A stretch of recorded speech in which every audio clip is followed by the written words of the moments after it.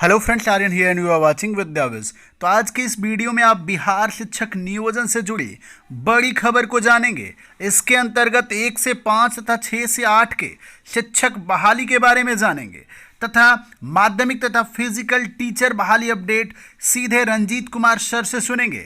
तो चलिए, वीडियो में आगे बढ़ने से पहले आपसे निवेदन करते हैं कि आप इस वीडियो को लाइक कर दें तथा आपने मेरे चैनल को अभी तक सब्सक्राइब नहीं किया है तो सब्सक्राइब कर दें। चलिए अब सुनते हैं सीधे रंजीत सर से।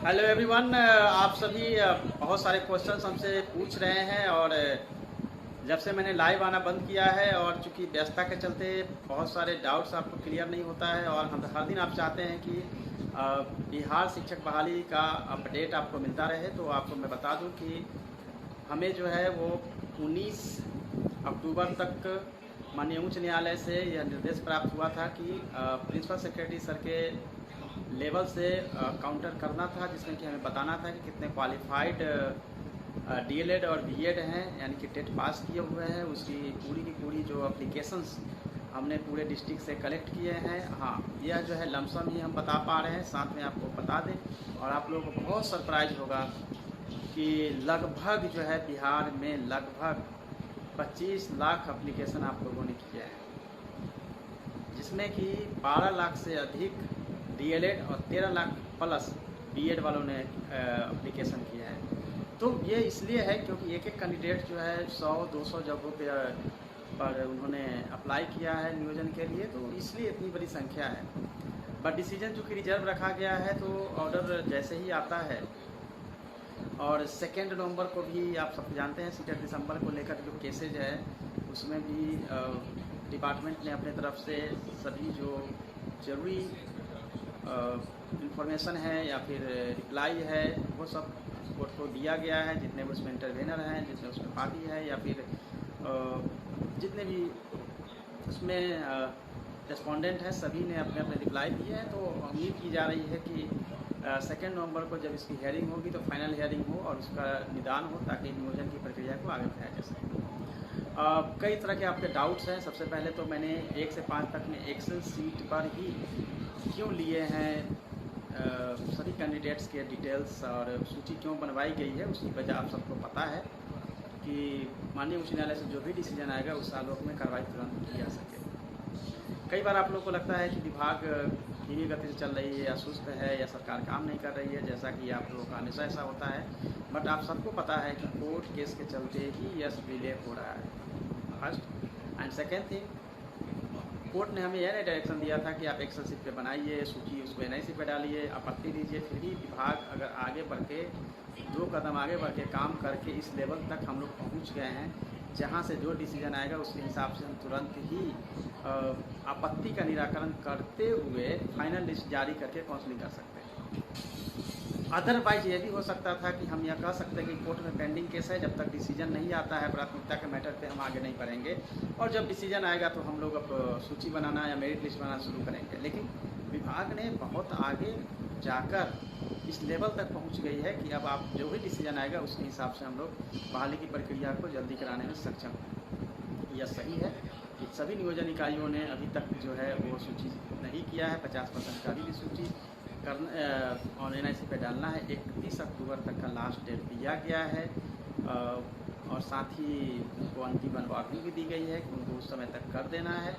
यह प्रक्रिया जब 31 तक हो जाएगी और आप सबको पता है 1 वीक ऑफ नवंबर में डिसीजन आना है और उसके बाद डिसीजन के तुरंत बाद फिर जो भी डिसीजन आएगा उसके अकॉर्डिंगली हम लोग करेंगे। 2 को सीटेट वाले का डिसीजन है, तो उससे हमारा जो 6 से 8 का हम लोगों ने फाइनल मेरिट लिस्ट के लिए भी इंस्ट्रक्शन दे दिया है डीओ डीपीओ नियोजन इकाई को, यानी अनुमोदित कर उस पर भी काउंसलिंग की प्रक्रिया शुरू होगी। तो डेट जो बढ़ाई गई है उसमें जब तक सीटेट दिसंबर के केस को हम पूरा नहीं होता है, जिसमें कि हम लोगों को नियोजन पत्र देने के लिए मना है, तो उसमें भी हम लोगों को बढ़ने में कठिनाई हो रही है कि क्या उनको लेना है या नहीं लेना है। एक बार डिसीजन हो जाता है तो ही हम उसमें काउंसलिंग करा के इमीडिएट उसमें करा सकते हैं, इसलिए उसमें डेट लिया गया। 1 से 5 आप सबको पता है प्राथमिकता के मुद्दे पे तब तक मेरिट नहीं बन सकती है जब तक ये क्लियर ही नहीं हो कि डीएलएड को बात ना देनी है या नहीं देनी है। तो जब फाइनल मेरिट लिस्ट नहीं बनाई जा सकती है तो डेट को लेकर आप लोगों में जो व्याकुलता है वो नहीं होनी चाहिए कि इसमें कुछ नहीं हो रहा है। और कई बार ये होता है कि हमें सब कुछ कर देना, ऐसा नहीं है। आप सबको पता है कि जब कोर्ट में मैटर पेंडिंग है और उसमें भी स्टे है, पार्शियली स्टे है, तब हमारे हाथ में सब कुछ नहीं होता है। लॉ बाइंडिंग है, हम लोग उसी के हिसाब से काम कर सकते हैं, लेकिन फिर भी विभाग बहुत आगे बढ़कर इस लेवल तक पहुंच गई है, अंतिम पड़ाव कह सकते हैं, जहां अब कोर्ट का डिसीजन भी फाइनल होने को है। अब जैसे डिसीजन फाइनल होता है, आगे की प्रक्रिया जो है वो 1 महीने के अंदर पूर्ण कर दी जाएगी। और फिर से मैं कहूँगा कि जिस तरह से हमने बीटेट का सभी रिजल्ट वेबसाइट पे रखने के लिए कहा है, सीटेट वाले पे भी हमारी नज़र रहेगी और उनको भी किसी न किसी तरीके से उनके भी रिजल्ट जो है वेबसाइट से हम लोग मैच कराएंगे, क्योंकि उसमें भी जो हमें सूचनाएँ मिल रही है या जो मेरिट देखने को मिलता है, उसमें कहीं ना कहीं गड़बड़ी की संभावना लग रही है। और नियोजन इकाई भी सही समय अपने काम को पूरा कर पाएगी, इसके लिए प्रयासरत है। और मैंने पहले भी कहा था कि मॉडल कोड ऑफ कंडक्ट चुनाव के समय में भी चूँकि पहले की वैकेंसी है, तो प्रक्रियाएँ जो है जारी रहेगी। प्रक्रिया इसमें जारी रही, यही वजह है कि वर्ग 6 से लेकर 8 तक की आपकी प्रोविजनल मेरिट लिस्ट आ भी गई लगभग सभी जगह। आपत्तियाँ भी 1 लाख से अधिक आई और NIC पे, जिसको का निराकरण करते हुए फाइनल मेरिट लिस्ट के लिए आदेश दे दिया गया। 1 से 5 में भी आपके जो है आपत्तियाँ ऑनलाइन ली जा रही है। हालांकि आप लोगों को दिक्कतें अभी आ रही थी कि SMS पैकेज के खत्म होने के चलते OTP नहीं आ रहा था, वो समस्या का निदान कर दिया गया है। आप लोगों को SMS मिलता रहेगा। और चूँकि आप लोगों को समय भी अभी भी आपके पास 15 दिन का समय, जिसमें कि ऑनलाइन आपत्ति दीजिए। और जहाँ भी नियोजन इकाई से नहीं आया है सूची एक्सेल शीट पर, उसको भी हम लोग जो है मॉनिटर कर रहे हैं और जल्दी ही उस सबको अवेलेबल होगा NIC पे, जहाँ आप नई आपत्ति देंगे।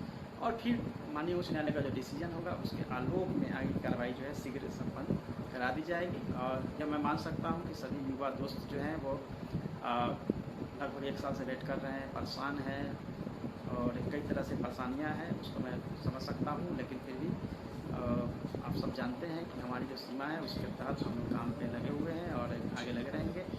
अभी आप लोग जो जिन कॉम्पिटिटिव एग्जाम की तैयारी कर रहे हैं, उसमें लगिए, अच्छे से तैयारी करिए। और तैयारी के लिए जितनी भी आपको जरूरी मार्गदर्शन की जरूरत हो, मैं आपको उपलब्ध हूँ, आपको मार्गदर्शन देता रहूँगा।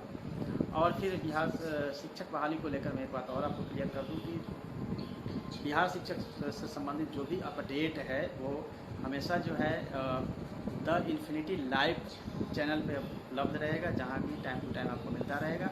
अब बहुत सारे ऐसे यूट्यूब चैनल्स हैं जो कि गलत तरीके से बातों को प्रसारित कर रहे हैं और गलत बातों को रख रहे हैं, कट पेस्ट करके आप लोगों में दिग्भ्रमी पैदा कर रहे हैं, उससे बचें। So the infinity live channel को ही आप सब्सक्राइब कर लें, और ताकि वहाँ से आपको इन्फॉर्मेशन सही मिलती रहे। साथ ही मैं आपको बताऊँगा कि जो ऑफिशियल पेज है, उस पर भारत के सभी राज्यों से यूथ जुड़े हुए हैं और भारत के बाहर के बहुत सारे स्टूडेंट्स हैं जो कि जुड़े हुए हैं मेरे जो पेज है उससे। तो मैंने ऐसा डिसाइड किया कि बिहार शिक्षक बहाली से जुड़े हुए जो 95% 99% जो हमारे यूथ हैं वो बिहारी हैं, इसीलिए यूथ फॉर